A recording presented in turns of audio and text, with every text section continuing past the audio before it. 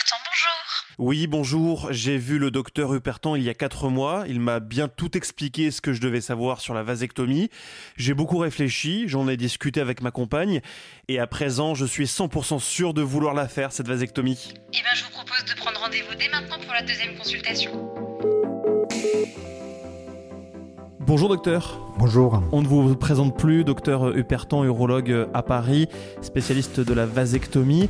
Bon, on s'est pas vu depuis 4 mois, je suis prêt à faire une vasectomie. Par contre, je viens de penser là sur la route pour venir vous voir. J'aimerais faire une conservation de mes spermatozoïdes. Ça va se passer comment ? Premièrement, ça ne se passe pas au bloc opératoire. Ça se pèse, ça, il faut allier ce qu'on appelle vulgairement, de manière familière, dans une banque de sperme. En fait, c'est un centre d'études, c'est le CECOS, C-E-C-O-S. Et il y a toute une confédération de centres en France, donc il faut prendre rendez-vous. Généralement, c'est à l'issue de la première consultation qu'on reçoit un courrier d'adressage. On va consulter au centre pour envisager une conservation préventive de spermatozoïdes en cas de changement d'avis. C'est gratuit, c'est payant ? Depuis la nouvelle loi de bioéthique, comme c'est dans un cadre d'un parcours chirurgical, avec un courrier d'adressage qui confirme qu'il s'agit d'une vasectomie à venir, la conservation est prise en charge, effectivement. Autrement, si c'est une conservation, on pourrait dire de confort, ça coûte quelque chose ? Oui, tout à fait, ça existe. Il y a de plus en plus d'hommes et de femmes. D'ailleurs, la loi de bioéthique permet à titre préventif de conserver. Et là, il y a un coût. Et ça, il faut se renseigner auprès de la Confédération de CECOS. Il y a un excellent site internet, cecos.org. Bon, depuis la dernière consultation, vous m'avez demandé de réfléchir à plein de petites choses, notamment sur le choix de la technique de chirurgie pour ma vasectomie. J'avais 2 options. En pratique, il n'y a qu'une option. C'est que chaque chirurgien qui pratique la vasectomie, selon ses habitudes, son expérience et le plateau technique, soit il va réaliser une vasectomie chirurgicale, donc tous les urologues en France sont capables de réaliser une vasectomie chirurgicale dans des conditions d'excellence. Néanmoins, même les meilleures équipes au monde ont un taux de complications qui est non négligeable, d'où la vasectomie sans scalpel qui est très répandue en Amérique du Nord. Et donc, ceux qui pratiquent la vasectomie sans scalpel, ils sont identifiés. Aujourd'hui, je pense que dans toutes les grandes villes en France, on va trouver un urologue qui commence à se spécialiser dans la vasectomie sans scalpel. Bon, et si vous n'avez pas compris la différence entre vasectomie sans scalpel ou vasectomie plus classique, on a fait différents épisodes qui traitent largement ce sujet. Et alors, moi, j'ai un petit peu peur de me faire anesthésier. Comment ça va se passer ? Ça va être une anesthésie générale, une anesthésie locale ? Il faut bien sûr se renseigner auprès de son chirurgien. De manière générale, une vasectomie chirurgicale, elle se fait en hospitalisation et sous anesthésie générale. La vasectomie sans scalpel, tout le praticien qui la pratique, y compris moi-même, c'est uniquement une anesthésie locale. Néanmoins, dans des situations particulières, à savoir des hommes qui font des malaises facilement, qui ont du mal à donner de le sang, qui ont des difficultés avec le stress, qui sont douillés, on peut envisager une sédation. Ça veut dire que quoi, on est conscient pendant l'opération, mais on n'est pas tout à fait nous-mêmes ? Ce qu'on appelle une sédation vigile. Ça va combiner l'effet d'une anesthésie plus générale, il y a la sédation, mais on n'est pas endormi. Donc il n'y a pas d'intubation, on n'est pas endormi. On est là sans être là. C'est, imaginons, la tête qui tourne un peu. D'ailleurs, les gens me voient. Parfois, ils voient que j'ai des dauphins autour de moi. Donc, ils sont dans le monde. Et c'est un moment où les gens sont très, très heureux. Donc, voilà. Il ne faut pas avoir de crainte. Donc, si on est vraiment douillé, il ne faut pas hésiter à recourir à la sédation vigile, mais qui va compléter une anesthésie locale. Et donc il faut le dire à son chirurgien. Ça doit pas être désagréable comme sensation, j'imagine. Non, c'est pas désagréable, mais le risque, lorsqu'on va s'obstiner à l'anesthésie locale par une peur irrationnelle d'une anesthésie générale, style je vais pas m'endormir, déjà c'est pas le cas, parce qu'on dort pas. On a observé des malaises, des hommes qui font des malaises, notamment ceux à qui on s'attend pas. Par exemple, un exemple qui a été très flippant, un jeune homme qui était rugbyman, qui avait des côtes cassées, des orteils, des oreilles en chou-fleur. Donc, grand sportif, fréquence cardiaque extrêmement basse. Au Dur repos. à cuire. Absolument. Et juste à la vue de l'aiguille, il n'y avait plus personne. Ça arrive. Ça arrive. On peut lui envoyer la pierre. Sauf que la fréquence cardiaque a baissé beaucoup. Donc, il a perdu connaissance. Tout le stress de l'équipe, c'était pas méchant parce qu'on a réussi à l'attraper. Néanmoins, on peut avoir des bradycardies. Donc, si on n'est pas prêt à une anesthésie locale, il faut plutôt accepter la sédation, qui est une alternative extrêmement acceptable et légère par rapport à une anesthésie générale. Bon, moi j'ai une question. L'opération, comment ça se passe? On est dans quelle position? On est couché? On est assis? Je vous pose la question parce que si on l'a fait en anesthésie locale, moi qu'est-ce que je vois durant l'opération en fait? Rien. Vous êtes allongé. Dans la clinique où j'opère, on est dans le noir, il y a de la musique, où on a des casques, on a un échange interactif. J'avais même essayé la réalité augmentée. Bref, il n'y a rien à voir, on est complètement détendu, on est allongé, donc il n'y a pas le risque de voir quoi que ce soit. Donc il ne faut pas qu'il y ait cette crainte-là. Au contraire, on fait en sorte que nos patients soient détendus lors de l'intervention. Et en anesthésie locale, on sent vraiment rien, ou il y a quand même un petit picotement? Moi je me souviens, je me suis fait arracher des dents, j'étais évidemment anesthésié au niveau de la bouche, mais ça m'a fait très mal. Pour l'anesthésie locale, on utilise la xylocaïne. Sauf que l'endroit où je réalise le bloc et l'anesthésie cutanée, c'est beaucoup moins douloureux que la prise de sang. Donc ça se situe quelque part entre un vaccin et une prise de sang. Donc vous voyez, c'est pas quelque chose qui est très douloureux. Et sur une échelle qui va de 0 à 10 en termes de douleur, je suis quelque part entre 2 et 3. Donc c'est pas une douleur qui est insurmontable. Mais on ressent évidemment un petit picotement, quoi, en gros. Uniquement à l'anesthésie locale. Ah oui. Mais Une fois que c'est fait, plus rien. Mais il faut retenir le fait qu'on est dans une anesthésie locale qui ne bloque que la douleur. Donc on a entièrement les sensations du corps, on sent que le chirurgien touche, qu'on palpe, qu'on tire, mais c'est sans douleur, parce que la douleur elle est bloquée par cette anesthésie locale. Bon, à quoi il faut penser avant l'opération? J'imagine qu'il y a une petite checklist pour le patient. La vasectomie, ça se prépare. Combien de vasectomies fait-on dans sa vie pour un homme? Vous m'avez déjà posé la question la semaine dernière. Je crois que je vous avais répondu une et je crois que c'était la bonne réponse. Absolument. Donc, il faut bien la préparer. Pourquoi? Parce que mon premier objectif, c'est une opération rapide, 10 à 12 minutes, une opération sans douleur en post-opératoire et une douleur sans aucune complication. Mais tout ça, ça a un coût parce qu'il faut s'investir, il faut s'approprier la vasectomie, il faut connaître le corps a ses règles de cicatrisation, de récupération et que c'est pas parce que c'est son scalpel que c'est forcément sans danger. C'est pas magique, on l'a déjà dit. C'est pas magique, ça reste une chirurgie. Les complications, certes, sont rares, sont exceptionnelles, mais on est loin d'être à zéro en termes de complications. Donc à quoi on pense avant l'opération? Il faut, bien sûr, il faut déjà avoir vérifié la conservation, je veux ou pas. Il faut être sûr pour son anesthésie.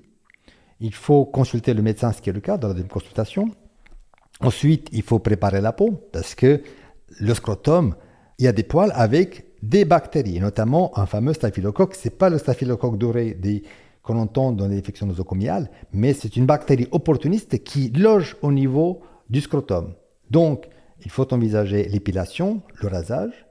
Il faut envisager une douche à la bétadine le matin de l'intervention. Donc c'est un petit tour chez l'esthéticienne avant l'opération. Si vous voulez absolument vous amuser avec une épilation à la cire chaude, il n'y a aucun problème.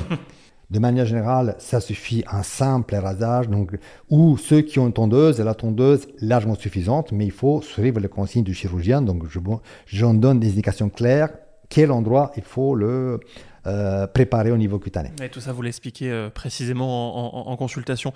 Une fois que l'opération est faite, qu'est-ce qui se passe pour moi, pour le patient? Ce qui fait mal en post-opératoire, c'est un testicule qui va bouger. D'accord. Newton nous dit que ça tombe. La loi de la gravité. C'est pas parce qu'on coupe les canaux, parce que de temps en temps, on a cette idée, tiens, on m'a coupé et je vais perdre mes testicules. Rassurez-vous, les testicules, on les garde, ils ne tombent pas. Néanmoins, un testicule qui va au fond du scrotum va mettre en tension le canal déférent qui est fraîchement sectionné, donc ça va déclencher des douleurs. Ça risque de faire mal. Donc, il faut tout mettre en œuvre pour éviter que le testicule bouge. Et alors, comment ça se passe? On le scotch? On arrive avec du scotch et on s'enroule du... C'est ni avec c'est pas scotch, ça, je pense. non, ni scotch, ni avec des agrafes. Bon, du coup, comment ça se passe? Premièrement, il faut utiliser ce qu'on appelle un jockstrap. C'est un système, une espèce de coquille spécifique que je conseille à tout le monde, même si votre chirurgien ne vous conseille pas, ne vous le donne cette consigne que vous allez dans un autre cabinet. Renseignez-vous. On peut le trouver non pas en pharmacie, mais dans les magasins de sport. D'accord. Donc, c'est un jockstrap qui va compléter un boxer pour un maintien, pour assurer l'immobilité de testicule. Ensuite, malgré tout, pendant 48 heures, la section, tout est frais, les vaisseaux sont très fragiles. On peut à tout moment avoir un saignement. Donc, pendant 48 heures, il faut bouger le moins possible. Donc, il faut s'organiser. Pour ma part, dès l'intervention, on va rentrer chez soi en transport avec taxi ou Uber, en évitant à tout prix les déplacements, marcher à pied. Je ne parle pas de vélo, moto, trottinette. On rentre chez soi et pendant 48 heures, on peut regarder toutes nos séries en retard. Donc, c'est un petit arrêt maladie de 2 jours. Tout dépend. Si l'intervention a lieu le vendredi, on a largement samedi et dimanche pour récupérer. Et de l'autre côté, on ne faut pas, surtout pas, il faut être allongé. Il faut assis, ça suffit largement. Donc, si on est en télétravail, on peut envisager en télétravail. Mais sinon, bien entendu, si votre métier n'est pas compatible avec le travail, il faut envisager un arrêt de travail. Moi, je voulais juste revenir sur cet outil qui est posé sur le bureau que vous voyez pas. Parce que, voilà, alors, vous dites ça se trouve en magasin de sport. C'est quoi? C'est ce que mettent les boxeurs sous le slip pour éviter de se prendre des coups? C'est autre chose? Alors, c'est très intéressant, vous voyez, c'est que lorsque j'ai des patients nord-américains, parce que j'ai un certain nombre de nord-américains, des Canadiens, voire l'Amérique, ils connaissent tous. D'accord. C'est un système pour le sport, c'est pour les sportifs, à la fois pour assurer une immobilité, à la fois pour protéger. Par exemple, dans les sports à risque avec impact, au niveau rugby, dans le hand ou les sports martiaux, il y a une coquille. Mais pour le footing, par exemple, il y a un jockstrap qui n'a pas de coquille. D'accord. Donc, c'est pour ça que c'est dans le magasin de sport. On en trouve facilement. Dans tous les magasins de sport en France, on en trouve des jockstraps. Oui, simplement pour éviter que ça ballotte d'un côté à l'autre quand on court. Tout à fait, absolument. C'est tout à fait ça. Donc, 2 jours pour se remettre de l'opération. Est-ce que pendant ces 2 jours, je peux avoir une relation sexuelle avec ma partenaire? Oh, malheureux. Surtout non, pas. Il faut pas. Hein. Ah, c'est déconseillé. Non, c'est interdit même. C'est pas tel... Il y a 2 aspects dans la sexualité post-opératoire. Premièrement, le testicule est fragile. Donc, évidemment, les impacts, quels qu'ils soient, il y a toujours un risque de douleur et d'hématome. Donc, c'est pas 2 jours, c'est 1 semaine. Ah oui. Donc, 1 semaine, on évite toute éjaculation parce qu'on a montré un risque de granulome au niveau du canal déférent sectionné. Donc, aucune éjaculation, quelle que soit la technique, pendant les 7 jours post-opératoires. Et c'est quand même la consigne la moins respectée par tous les patients. Parce que tout le monde craque. Je crois qu'il y a une crainte. Hein. Est-ce que ça marche encore? Est-ce que, donc, au bout de 5 jours, on tient? Mais c'est rare. 1/3 des hommes, malheureusement, ne respectent pas cette consigne et ce n'est pas une bonne chose. Et en même temps, 7 jours, c'est long. Je peux les comprendre. Oui, mais après, ça peut entraîner des douleurs. Donc, on va être encore plus embêté parce que la cicatrisation va être encore plus longue. Donc, 7 jours, je rassure, je n'ai aucune complication de type explosion testiculaire par absence d'éjaculation. Hein. Et aucune autre complication parce que ni dépression ni rien, tous les patients sont bien vivants, même s'ils n'ont pas éjaculé pendant 7 jours. Me voilà rassuré. Dans les quelques jours qui ont suivi l'opération, la vasectomie, je crois qu'il peut y avoir une petite douleur qui passe en général avec un Doliprane ou un ibuprofène. Au bout de combien de temps il faut s'inquiéter si la douleur persiste? Alors, voilà encore une idée reçue. Comme nous avons tous les hommes, à un moment donné, reçu un coup de pied, un ballon dans les parties, on associe le scrotum, testicule, à des douleurs insurmontables. Ce qui est faux. Le canal déférent, lui, il n'est pas énervé. Donc, il n'y a aucune douleur au niveau des canaux déférents. Les douleurs éventuelles sont liées à la peau, à la cicatrisation, à l'inflammation locale. Donc, Premièrement, si on ne bouge pas trop, si on est très respectueux avec le repos, strict 48 heures et une semaine de télétravail, on n'a pas ces douleurs. Deuxièmement, il faut appliquer de manière préventive le froid, la cryothérapie. Alors, on peut faire appel aux poches bleues qu'on trouve au gel, qu'on trouve en pharmacie. Qu'on met au congèle. Mais qui ont le désavantage d'être raides, rigides, donc il n'y a pas de contact qui est parfait. On peut sinon utiliser la glace, ce qui crée des gelures, des brûlures. Le paquet de petits pois ? Et l'idéalement, alors, c'est un système, c'est un collègue américain qui m'a filé cette astuce aux États-Unis. Comme tout est cher, ils utilisent des frozen peas, à savoir des sachets de petits pois. Il faut manière 3 sachets pour un roulement, 10 à 15 minutes, pas de contact avec la peau. Donc, on est habillé avec le caleçon, le jockstrap et bouton jogging, pas de jean, jogging, et puis par-dessus les petits pois, 10-15 minutes pendant 48 heures. Et c'est ça qui empêche les douleurs et les complications. Bon, et puis on les mange pas une fois qu'on a fini, très important pour la chaîne du froid. Au bout d'une semaine, si j'ai encore mal, je m'inquiète ou pas ? 90% des patients avec ce protocole n'ont pas besoin de Doliprane dès le lendemain. Néanmoins, le corps fait tout pour réparer. Donc, on a ce qu'on appelle le syndrome du 5e ou du 7e jour. D'accord, c'est quoi ? Comme les deux canaux sont sectionnés, le corps va vouloir le réparer. Et comme les canaux ne se trouvent pas, il y a une espèce de granulome qui va chercher l'autre extrémité. Donc, ça s'appelle une espèce de petit bourgeon, comme un petit pois, d'un côté ou de l'autre. Et ça crée des douleurs à quel moment ? Soit c'est le jockstrap qui appuie, soit lorsque le testicule se met à bouger. Donc, on peut avoir des douleurs, il y a un peu d'inquiétude. La règle est la suivante. Si c'est des petites douleurs, on a des ibuprofènes, ça fonctionne très bien. Évidemment, il faut éviter à tout prix l'aspirine. L'aspirine, c'est un fluidifiant. Ça fait saigner et ça engendre des hématomes. Donc, Doliprane pour la douleur et si besoin, de l'ibuprofène. On a plusieurs fois dans ce podcast dit qu'il fallait avoir une autre contraception pendant 3 mois jusqu'au spermogramme, et c'est à ce moment-là qu'on voit s'il reste ou non des spermatozoïdes dans le sperme. Donc je crois qu'on a fait le tour. C'est bon, j'ai posé les bonnes questions, j'ai été un bon élève, je suis prêt à être opéré, docteur ? Généralement, je crois que vous avez tout, mais l'expérience montre que même les gens qui ont tout lu, on a souvent des difficultés. Par exemple, les consignes, il faut les prendre à titre de bienveillance, à titre d'ordre général. Si je n'ai pas indiqué dans le protocole qu'il faut éviter à couper du bois en post-opératoire, j'ai eu un cas couper du bois, donc il y a un hématome, il faut éviter à couper du bois. Mais pour moi, c'est implicite. Donc, une semaine, pas de vélo, pas de vélib, pas de sport, éviter autant que possible les déplacements, on adapte. Si on n'a pas de mal, ça ne veut pas dire que c'est cicatrisé. Et que la douleur, c'est une information très utile. Ça me dit, attention, je ne suis pas prêt à reprendre une vie normale. Mais pour autant, je ne peux pas reprendre le marathon. D'ailleurs, question du sport, au bout de combien de temps ? Ah oui. Question magique. La question du sport, si 5 à 6 jours, j'ai aucune douleur, tout va bien, je n'ai pas besoin de jockstrap pour le soutien, j'envisage à commencer par un échauffement. Le premier jour, un échauffement, le deuxième, un peu plus, et sur 2 ou 3 jours, on revient petit à petit au niveau d'avant. Et si j'ai mal, j'attends 48 heures avant de recommencer.